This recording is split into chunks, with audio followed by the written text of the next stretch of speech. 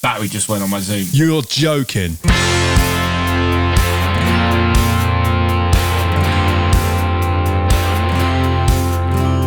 In this week's episode, we talk to old friend, producer, and occasional whiskey drinker, Dean Dichoso. And we sample the Connemara Peated Single Malt Irish whiskey. Does it do exactly what it says on the tin? Find out. Plus, we hear from the most delightful and righteous whiskey god to find out his sublime and spiritual tasting notes. Someone's got a thesaurus out. I have. And you can keep up to date on all our social media platforms at Whisky and Things Podcast on Instagram and at Whisky and Things on Facebook and Twitter.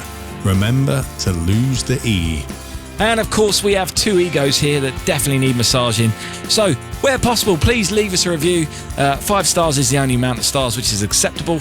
But also, just get in contact. Let us know your tasting notes of the whiskey or of us. You're listening to the Whisky and Things podcast with Dave Giles and Nick Kent. Hello. God, it's hot on this Thursday night, isn't it, Dave? Oh my God, so warm. I am. What a Thursday night. Sweltering. Anyway, welcome to episode 15 of the Whisky and Things podcast. Episode 15. I am Dave Giles. And I'm Nick Kent. Here we are. And actually, it's not Thursday night. We normally record this on Thursday night. But We did. We recorded the rest of the episode on Thursday night. We recorded this bit on Thursday night, but I forgot to press record for this section. So somehow, we are now at Saturday, and we're having to do the first part of the episode all over again. So Dave made a boo-boo. This is where I normally surprise Nick with a few things. So Nick has got to do his best to sound like this is the first time he's ever heard what I'm about to say. Good luck, Nick. I believe in you. Mate, I've worked in theatre. I've seen this acting stuff being done a million times. Oh, you're putting pressure on yourself now. So, Nick, last week's episode went down really well. A lot of people are responding really well. They're responding really well to our first gigs and our favourite sporting events. Oh, good. And times when people have got where they shouldn't have got. Oh, yeah. Naughty people out there, I bet. We heard again from Carla. We actually heard from quite a lot of people. And we don't have time to get everyone's responses in, but I did really enjoy reading them all. So please do keep sending them in. If you have favourite gig stories, first gig stories, favourite sporting event stories that you've been to, anything like that, please send them in. Even if you're a few weeks late, it's just great to read this stuff. Yeah, we'll keep doing callbacks and stuff. It's fun. Exactly. Any. We can always bring up stuff that's come in. But this week we heard a few good ones. First of all, Carla James has got in contact. Now, she told us last week that the Dum Dums gig at Wembley was supporting Bon Jovi and Top Loader there. You remember that conversation, right, Nick? I remember it. I remember it pretty well, yeah. It's very fresh in my mind for some reason, Dave. But carry on. Thought you would have remembered it. Well, the same Carla James also has got in contact to tell us about her first gig, which happened to be the same first gig, Nick. You wouldn't believe this. The same first gig as Kate. Nick Kent fan club, Kate, who they were both at the same Celine Dion gig at Wembley. Can you believe that, Nick? Can you believe it? Surprisingly, I can. I can believe that. I've got a bit of deja vu, Dave, but Celine Dion, I imagine it's a kind of a concert you could go to that your mum would like as well, so she might want to take you for your first gig, you know.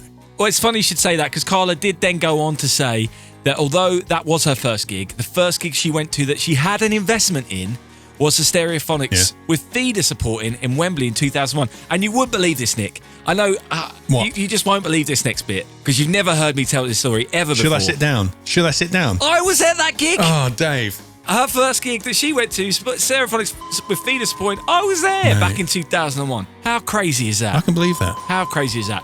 We also heard from Amar. Amar's a regular contributor to the show. He had a load of great stories, but this ties in with what we were talking about last week. He said that he's been to one of the Formula One Grand Prix when they still had races at the Sepang circuit in Kuala Lumpur, that is, right? In Malaysia? Probably. You're right.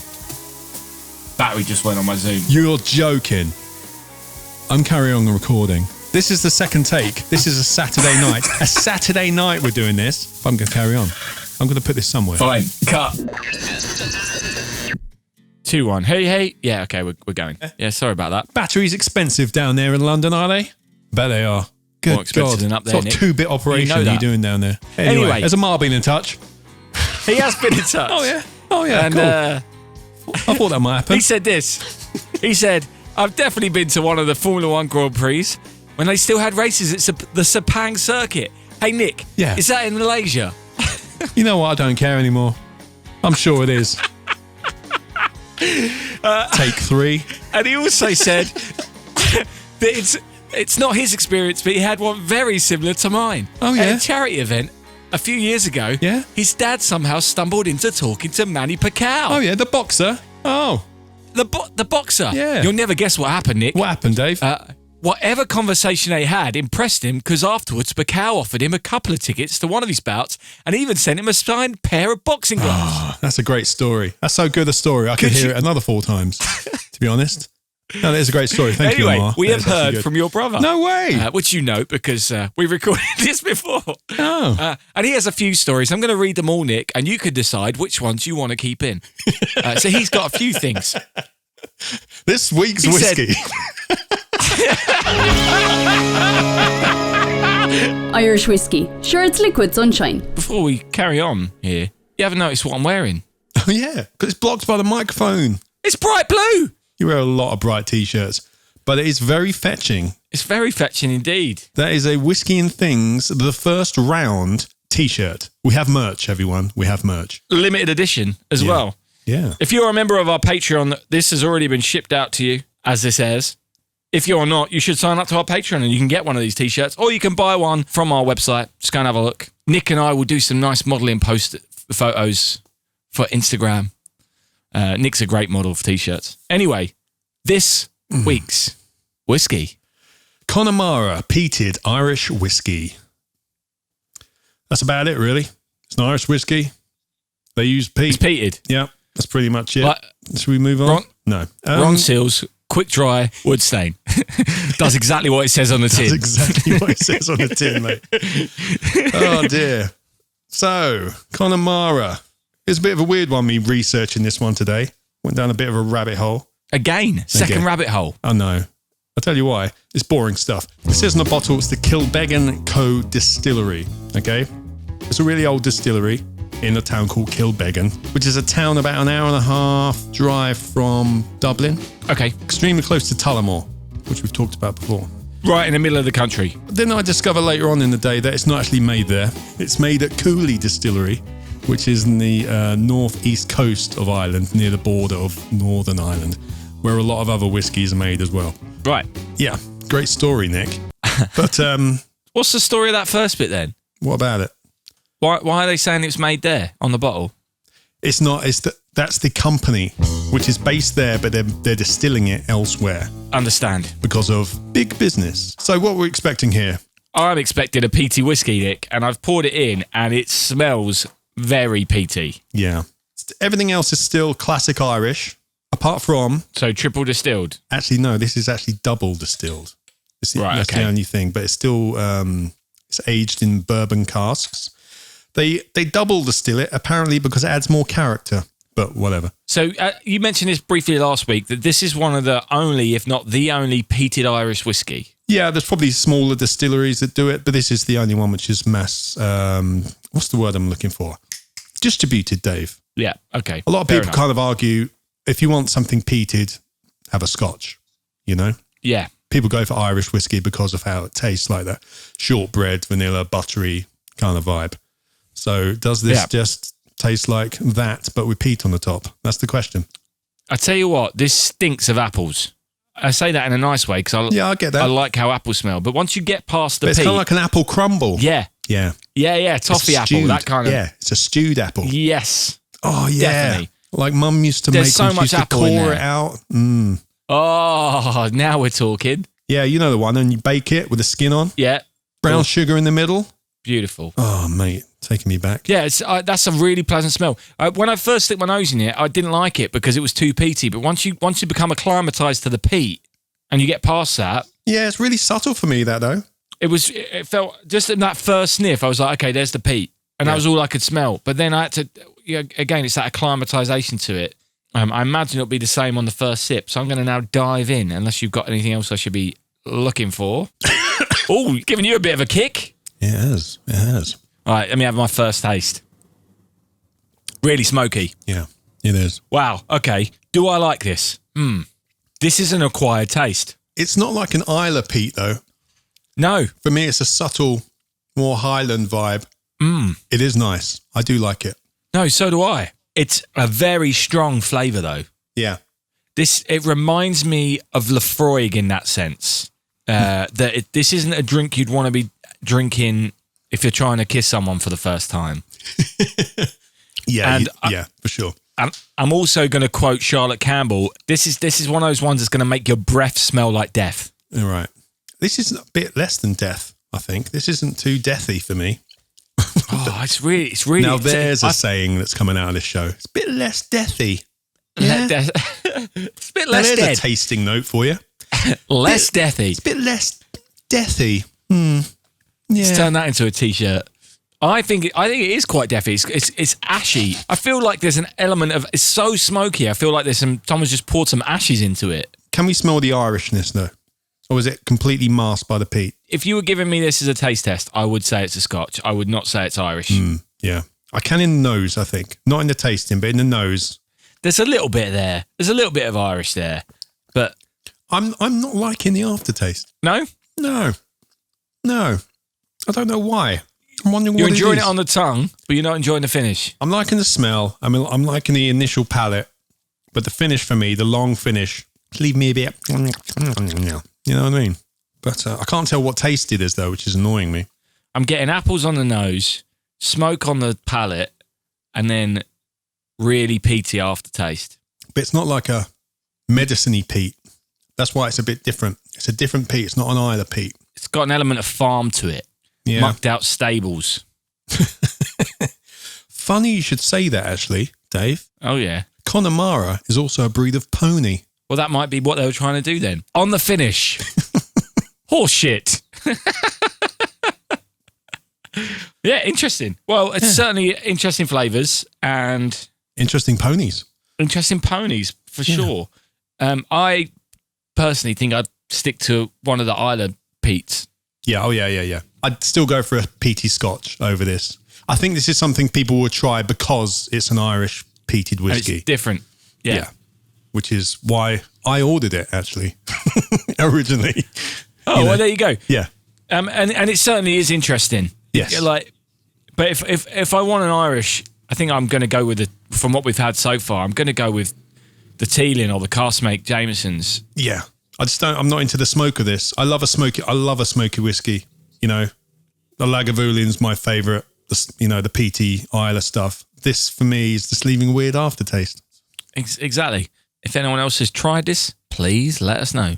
And so our thoughts, a bit deathy with a finish of pony. So there we go. But luckily, we have an expert coming up later on in the show who goes by the name of the Whiskey God. And he's going to give us a full set of divine tasting notes, as only a Whiskey God can. So stick around. Why they ever let two Englishmen have a whiskey podcast, I'll never know.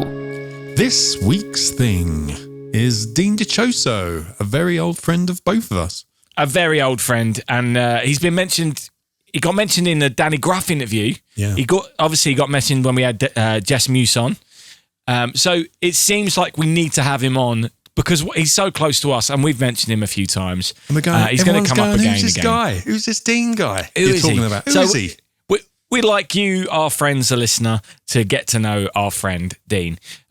He's a music producer extraordinaire, to use one of our favourite words, based out in Los Angeles, California, of all places. And Nick, how did you meet him? I met him in 2008. I was in a band called Tat, for people who haven't listened to this show before. And we needed a producer to help us finish a few tracks off on our Soho Lights album back then. So we met him in a club called Spaceland in Silver Lake. We played after the headliner. Can you imagine that gig, Dave? My God. After. What, about 3 people left? Well, yeah, Dean and his assistant and the bar staff, I think it was, and our manager.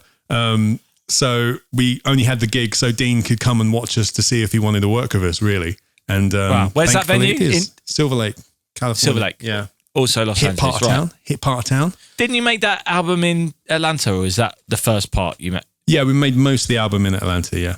Atlanta, Georgia. And then you finished it in LA with Dean? Yes. Right, okay. So fast forward to 2017, I'm fundraising for my album that I made in Nashville, and Dean sees that I'm going to be over in the States and sends me a message and says, even though Nashville's nowhere near Los Angeles, he says, when you're over, if you're over for a longer period of time, I'd love to meet up with you. I thought he was offering to make my album. Genuinely, message Nick, message our other friend Chris saying, do you think Dean is a good fit to produce my album? Nick was like, oh, if he's offering, you got to do it. So I phone him up and say, Dean, I'd love for you to produce the album. He's like, wait, what? When? What? I just want to meet you for lunch. Anyway, he ends up producing my album, and we became very good friends as well. And then he came over to do the album tour, so the three of us got together again. It was wonderful. Yeah. He keeps getting mentioned? He keeps getting mentioned, so we might as well have him on. So, without any further ado, please give it up for Mr. Dean Dichoso. Welcome, Dean Dichoso. Hello, mate. Thank you for having me. We got a couple of things that we wanted to talk to you about. Obviously, you've come up in conversation quite a lot because you produced my album, you produced Nick's album, you and Nick go way back, and we had Jess Muse on, and you've produced some things for her. Mm-hmm. We have some things coming up, yeah. Recently, we've seen that you've been working with a band called Candlebox, and we wanted to ask how that came about and how exciting that is for you as a person, because Candlebox aren't that big over here. I learned that over time. I mean, I'm friends with all you guys, and yeah. Mm-hmm. But it's quite a big deal in the US that you're doing this, right? I think so, yeah. I mean, it's at least a big deal to me. They get thrown in, to the whole like grunge, proto-grunge thing, like when you had Nirvana, Pearl Jam, Mudhoney, and Soundgarden, Stone Temple Pilots, Soundgarden, all that was going on. You had Candlebox, and the way I discovered them, I must have been about maybe 11 or 12 years old. It was early 90s, and I was watching Beavis and Butthead, the show I still love. I remember being at my parents' house, and I was watching Beavis and Butthead make fun of Kevin Martin, literally, like watching him sing, and Beavis or Butthead would like make faces and try to sound like him and shit, because they'll troll videos. Yeah, it's true. It's true. But anyway, the point being is that I watched this, and I asked my dad to drive me to the local like record store. I was in 7th grade. I remember this really well. We get the CD, and I remember bringing it because back then, man, we didn't have the internet or anything. I remember showing my classmates, this CD, and I was like, "Hey, you guys gotta check this band out." And I remember this a friend of mine at the time in school. His name is Chris Bolin, and he goes, "Man, you always find the weird, obscure bands that no one knows about." And then Candlebox blew up, and so it's been an honor for me. To answer your question, Dave, I had produced a record for an artist called To Whom It May, and To Whom It May ended up touring with Candlebox, and I guess Kevin Martin had heard my work on To Whom It May, and that's what got him interested in my work, essentially. Is it weird working with a band that you idolized as a child? I still idolize that band. I actually, in ways, I idolize them now more than ever because I got to hang out with them. And not to mention, you've got Dave Cruzen, the original drummer from Pearl Jam. Dave, you know who that is. Yeah, of course I do. We've all played with the guy, Yeah. And I was going to say, so there's a lot of iconic situations going on there. I guess so. But it's interesting though. Like I've been through enough in my career where I feel a little bit full circle. Like what Kevin Martin wanted to do on this particular album is for the first time in Candlebox's career, he wanted to do something that was like really gung ho and sort of light the fuse, put the whole band in there, and wherever the dynamite explodes, that's how the record goes. Like all live, all sweat, kind of just full bore. And so I feel like, yes, I felt honored to be able to do it. I also felt like because I do so many raw records and I like working analog all the time, I felt like I was the right person to ask because I still love doing that, where that art is kind of getting lost now, especially in 2020 on. So that was a big one for me. It was weird because I still looked up to them. But also I felt right being there. You spoke about your dad taking you to the record shop. Right.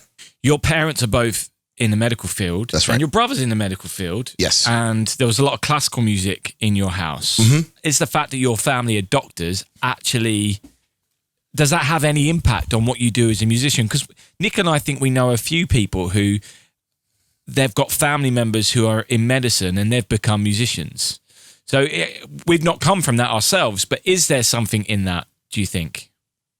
I mean, I don't know about a correlation of the two. You know, I literally don't know, but I will tell you that every single musician in my family, you know, they're literally, quite literally, classically trained musicians. You know, mom, you know, is basically like a mezzo soprano operatic vocal. You know, dad excels in flamenco and piano, flamenco classical guitar and piano. And you've got my two brothers, you know, who there's three of us. I'm the youngest of three, and the oldest one, who's the chairman of medicine. Nick would be really impressed with him. He's actually like he's probably like the best like rock pop bass player I've ever worked with. He is the top of the classical piano knowledge in the family. My brother Dustin, who was actually well into the music industry before I was, you know, is like the guitar hero of the family, and I'm the drummer. But I took everything from them. And as far as like how they influenced me, that's really simple, dude. I mean, like when I was growing up, there's one giant stereo system in the middle of the house. And so it's either my mom and dad were using it with a record player or the 8-track machine, or it was my brothers using it. And so literally, if my mom or dad are using it, it's going to be things like Barry Manilow, Engelbert Humperdinck. It's going to be Paul Anka. It's going to be Barbra Streisand in her prime, you know, Frank Sinatra. Then my brothers would take over when they got home from school. And all of a sudden you've got the Police and Van Halen and Rush and shit. My oldest brother had a problem with how rambunctious I was. And when my parents weren't looking, he'd always make me sit like in silence on this one giant 1970s orange, like, was it an ottoman? Was it a table? Was it a lunar rover? I have no idea. And I'd be sitting on this thing in silence, like in time out, because I'm rambunctious and have to sit through all this music. But what they didn't know is I'm just sitting there like enamored. And I think that was a big influence on me, I'd say. That's why I'm multi-genre and I work in all of it, because I essentially fell in love with it all, like at the time. I'm thinking like, yeah, with the medical background, there must have the work ethic needed to progress in that area must have rubbed off on you in terms of your music career. 100%. I mean, like, you know, I was not only the black sheep of the family, I was afforded the ability to be the black sheep of the family, right? Because they, you know, I'm a first generation American. You know, my parents immigrated in the 60s, and well, my brothers and we're all first generation Americans. So they're coming from a poverty state and taking advantage of the American dream. So obviously, yes, like we did see, you know, them coming in with a shitty car that broke down all the time. In the 80s, I remember well before I was born, my middle brother, Dustin, actually, like when my parents were barely able to afford the house they were in, he was playing with, oh God, he's going to kill me. He's going to kill me if he watches this episode. He was playing with matches in the garage and burnt the whole house down. This is a true story. And my parents barely had the money for that. And so they had to rebuild while they were taking advantage of the American dream. So I come around in the early 80s and I'm spoiled because I come into a family where they're working really hard to take full advantage of the American dream. So, you know, medicine or not, I mean, absolutely that work ethic. And okay, that's a good point, Nick. Like, I mean, and you know this, we all know this. I have that thing where I'll work 48 hours straight, and people call me crazy, but my answer is always, well, if my father as a nephrologist is saving lives, you know, solving problems with kidneys, and his shifts are literally 48 hours, and he's got Versace suspenders on with a Gucci suit, and he comes home looking sprightly as ever after 50 hours, then I better not be complaining that I've just, played guitar all day for 10 hours on a tape machine? 100%. Very good point. 100%. Yeah. So it's a good shout, Nick. I never thought of it that both of you. I never thought of it that way. Actually, you know. Got him. Right. Yeah. Have you just killed Marty? You killed Marty. No, this was a little buzzing thing, just annoying the hell out of me. Okay. Wow. Okay. Whiskey? Mate, I can't believe you killed the fly. This podcast is more than a fly, okay? Well, it definitely is now. Yes. We're going to hear more from Dean later on, okay? It's a great second segment, so stick around for that. But for now, let's summon the whiskey god, shall we, David? Oh, summon him. Okay. Ready? Ready? Whiskey god. Whiskey god. Hello, boyos. Where's the whiskey? The whiskey's right here, mate, and a nice Irish accent there. Yeah, try and impress someone, eh? Anyway. That guest. Oh, yeah. I wasn't watching. I was trying to make a better mimosa. Oh, yeah. Combining an acrid Johnny Walker Red with some natural orange soda. Something like that. But he sounds like a handsome devil with a divine bone structure. I think we'd get along. I think we could be friends. Well, maybe we'll ask him later. I thought you had enough friends, mate. Like Frank Sinatra and whoever else is, floating around up there. Mate, you can't have any friends if you're not on Facebook. That's what I'm going to say. Yeah, I bet you're not even on LinkedIn, are you? You just have followers. Anyway. Well, if you can do it, not in an Irish accent, but could you give us your amazing tasting notes, please, on this Connemara Peated Irish Whiskey? Connemara Irish Whiskey. Tasting notes. On the eyes, a light golden straw color. On the nose, you will notice a peaty smoke, even a bit of sweet apple pastry. Oak enters the nostrils, which isn't a surprise, of course. But oddly, there is a savory note as well. On the palate, this Irish offering is quite clean and even fresh in the mouthfeel. Honey and crisp fruits dance around with a peated barley smoke. An experience akin to enjoying a nice cigar with a Connecticut wrapper. A bevy of floral notes adds a nice femininity to the strength. Vanilla, oak, creamy nuts like almond. Finish in a light spice. On the finish, the end of this experience lingers gloriously with spiciness surrounding the oak. There are even notes of vanilla and chocolate flowing. A lasting peatiness takes over, as if this is the calling card one sip of Connemara chooses to leave you. Overall, for an Irish whiskey, it is unique to see such a healthy amount of peat treatment in the process.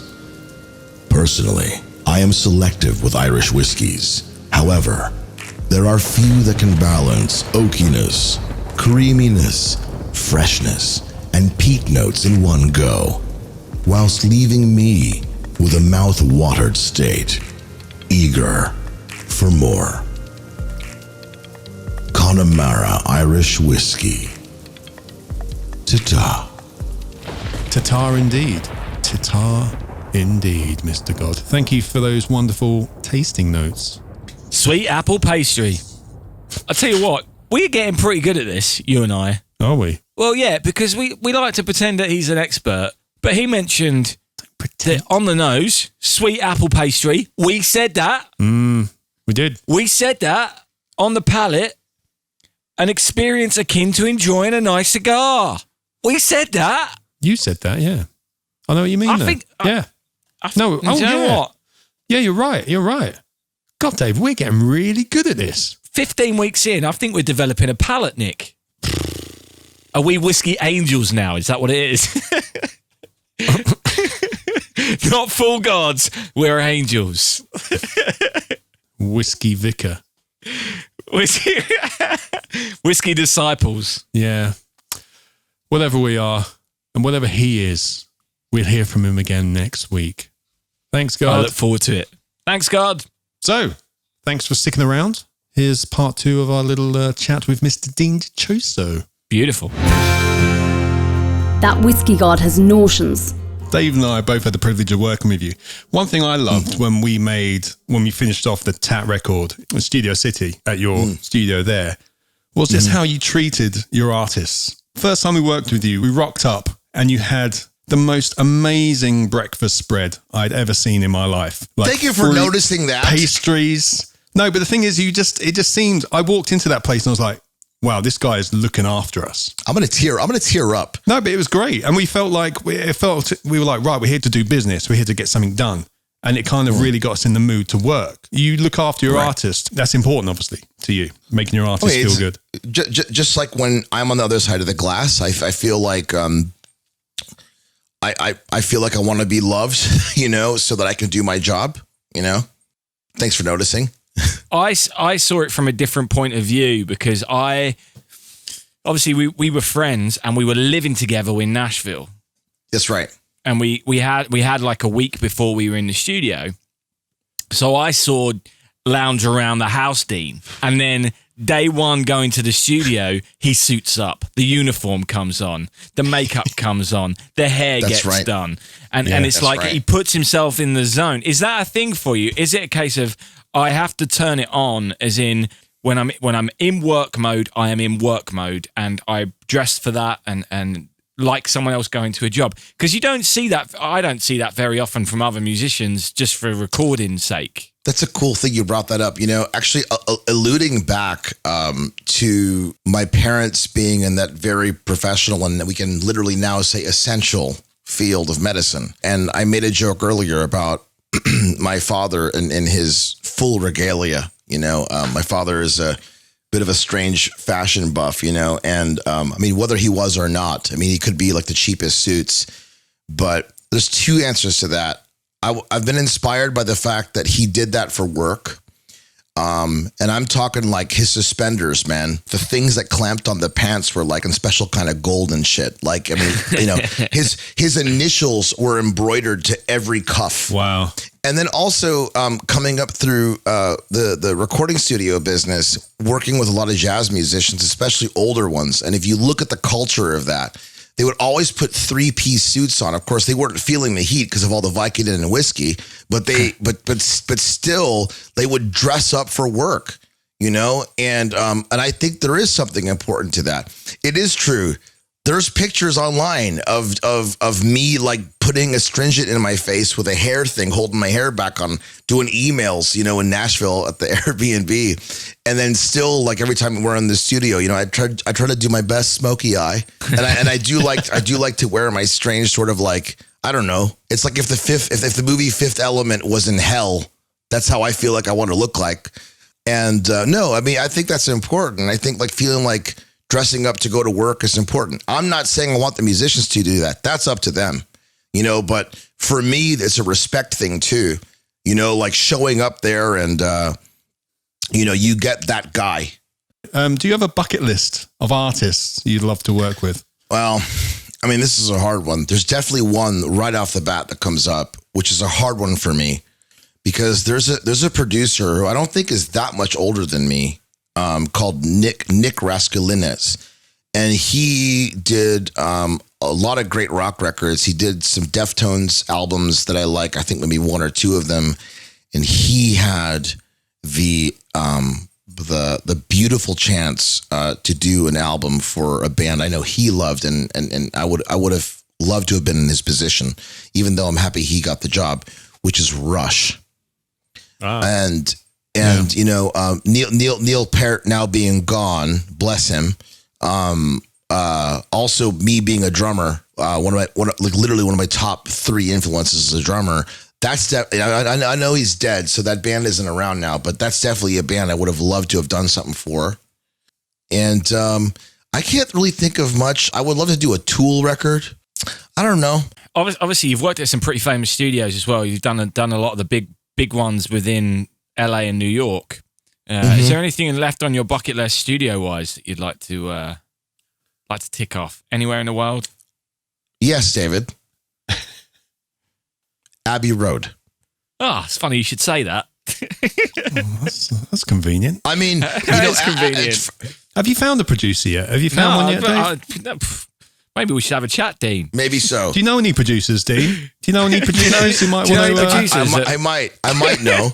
I mean, Abbey Road, I think the cool thing about that particular thing is that I think it's the mecca for all of us. And when I say that, I don't mean people working in audio, working in production.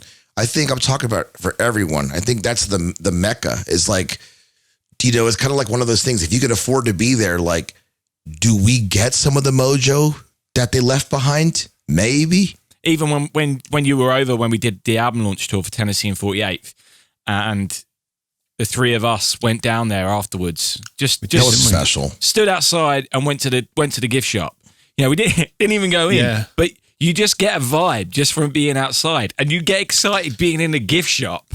Like there's something about the place, isn't there? It's that wooden door and that Arial font, right? Yeah. You feel like how was I able to get this close to Olympus before Zeus kills me? Yeah. Man, like watching where all those people wanted to cross that street. I mean, I was making. Let's be fair. I was making fun of them and stuff, but like, you want to do it because You wanted to do it, didn't I want, but like I get it. Like that's the point. It's kind of like kissing the toe of a Jesus statue somewhere, and it's like one of those things, man. Like it's special. Yeah. But like as far as recording studios go, bucket list stuff, definitely Abbey Road is number one. Nice. Well, I can't think of anything else beyond that. Yeah, you too, man. Obviously, Dean, this is a whiskey show.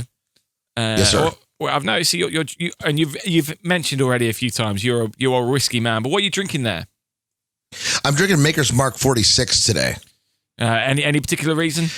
I've been inside the bourbons for years now. I started off as a Scotch man. My first drink I ever had in my life actually was Johnny Walker Black. So we're talking about a 12-year-old blended Scotch. Okay, so it's quite nice. It's a very raisiny, smoky, sort of Scotch. It was very interesting, and I ended up, learning about all the different regions, and eventually, I landed right inside that Isla. Maybe I'll touch some Speysides, because I like the saltiness of it and stuff.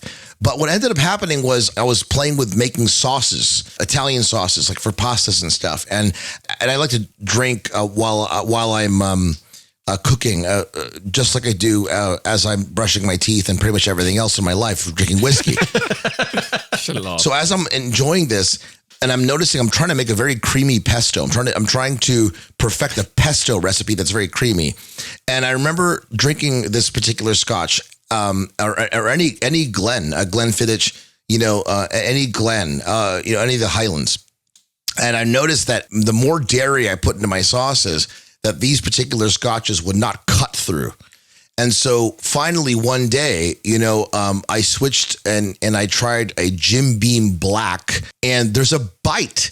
There's a nice caramelized tannic bite to bourbon. It keeps some more of its sort of alcohol quality. And I noticed that when I was switched over to that, when I'm playing with my dairy sauces, it would just cut through all that fat, which was great because I eat a lot of ribeye steak, which is probably why I'm very rotund and corpulent.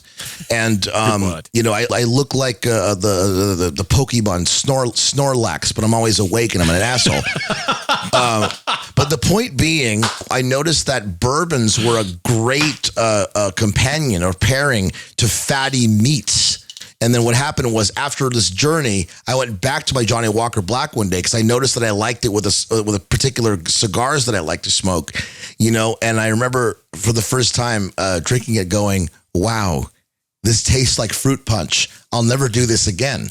So I like to live in the bourbon realm, get that charred oak and sure. That spiciness and stuff. So, but for sure, I do like a very peaty Scotch. Yeah. Yeah. So you're quite passionate about this. Have you ever thought about a little bit, doing your own tasting notes? No. I mean, I like my whiskey. I think I do a much better job than the guy that who the fuck that is doing it now. Silence, pretty boy. I wouldn't tell you how to add 400 hertzitudes to make a snare drum sound fatter. Yep. I don't know what a hertzitude is, but I don't think any of that would make a snare drum sound big at all. So how about you learn to make your tasting notes better? Well, all right, they suck. I was born in a golden vat of beauty. You're stupid. Whatever that means, dude. Have Wow, fun. fighting talk. Dean, I'm so sorry. Blasphemy. I'm so sorry. We don't normally have people stand up to him either. Wow. No, but he never ever turns up in an interview. I'm so sorry, man. That's really embarrassing. He must have been threatened by your knowledge. But thank you for coming on the show. I hope it doesn't put you off coming back again. Well, it's nice to hang out with my friends. Thanks. Of course. Yeah. Well, we'd love to have you back on. I'm sure there'll be plenty of times when we'll need to do that. We never do this. We never do this. We never do this. Cheers. The whiskey! Oh, Dave. Mate, that was embarrassing. That was so embarrassing. He's never done that before. He's Why is he not. doing that? Mate. The interviews are our bit. They're our bit. I didn't even know. Why was he even listening? What was he doing? He wasn't watching the first one. What was he doing? Then, No. how do you send a whiskey god to his room? That's what I want to know. Mate, Whiskey god, bed. I'm so angry about this. I don't get like this very often, but I'm Glenn livid. Glenn. It's rare I get like this. I'm Glenn livid, mate. Very good. Anyway, I'm sure we will hear from Dean Dichoso again at some point amongst many of our other guests. He's now part of the family, the Whisky and Things family. We'll have him on again as long as he doesn't swear too much. Yeah. And saying that, actually, you can hear the full uncut version of the interview over on our Patreon page. Just make sure the kids have gone to bed before you play it. If you want to track Dean down, he's at Dean Dichoso on Twitter, Instagram, and just search Dean Dichoso on Facebook as well. It's a pretty unique name, as is he. You're listening to Whisky and Things with Nick Kent and Dave Giles and that bloody whiskey god. It looks like we've got to the end of another episode. 15. I got a few other little things that people have got in contact with. At the start of last week, I did ask people to send in their tasting notes, not only of the whiskey, but of us. Oh, this would be good. Amar on Patreon has got in contact. We heard from him earlier. In regards to your tasting notes, he says, tasting notes for Nick. Strong, musky oak. Musky? With hints of cinnamon. Oh. Interesting. Tasting notes for Dave. I'll take it. Fresh mown grass muddled with vanilla and caramel. I think I got away. I think I got off much better than you there. Yeah. Don't know how. I smell like an old man. That's what I got from that. Fresh mown grass is one of my favourite smells. Like Old Spice or something. And he's also got some notes for the whiskey god. Tasting notes for the whiskey god. Unfathomable. I can't say that word. Unfathomable. Unfathomable. It's a good word. An unfathomable and unknowable horror. Wow. Uvavu. So, I mean, I struggle with those words, which is odd because my mum's commented on one of the videos that we put on Facebook this week, or last week. Oh, yeah. Hello, Carol. When we were talking about different Glens, she's come up with one. Glen Giles. Oh. The Valley of Forgotten Words. The Valley of Forgotten Shoes. I'm getting hazed by my own mum. Cheers. Mate, you don't want that. That's the one thing. You should be able to rely on your mum. I know, but even worse. You're getting hazed by your mum. Even worse, she followed it up with this comment. Nick, you are so knowledgeable. Thanks, Carol. I mean, she's right. She is right. When we're having your mum on? Surely when's she coming on? We can try and sort that out at some point, I'm sure. Anyway, what we got coming up next week, Nick? No, let's talk about your mum some more. Oh, it's like being at school all over again. Anyway. Next week, we'll be sampling the F.E.W bourbon. Or, is it F.E.W or F.E.W? F.E.W. Because they are initials. They are initials again. But this time, the American accent actually works because it's a bourbon. F.E.W. Bourbon. I know nothing about this, so it's. I might have a look on the old Google machine and see what comes out. Type into that Google machine, We have a load of cool stuff coming up over the next few weeks. We've got some really cool guests that will be appearing at various points. We're also going to do a live show with our Patreons. So it's a great time to become a Patreon, to be honest. Yeah. Because then you can get involved with that. So head on over to patreon.com/Whisky and Things, whiskey without an E. Get yourself one of our Whisky and Things limited edition t-shirts and be part of our live show, which is coming up imminently. We're still working out the logistics on that one. Logisticals. But it's going to be good. It's going to be really, really fun. Really, really fun. I need to tickle Nick's logisticals. Oh, it's been so long, Dave. It's too hot in here already. Until next week, I've been Dave. That strong mossy oak with hints of cinnamon has been Nick. Cheers. Thanks for coming. Whisky and Things has been brought to you by And Things Productions.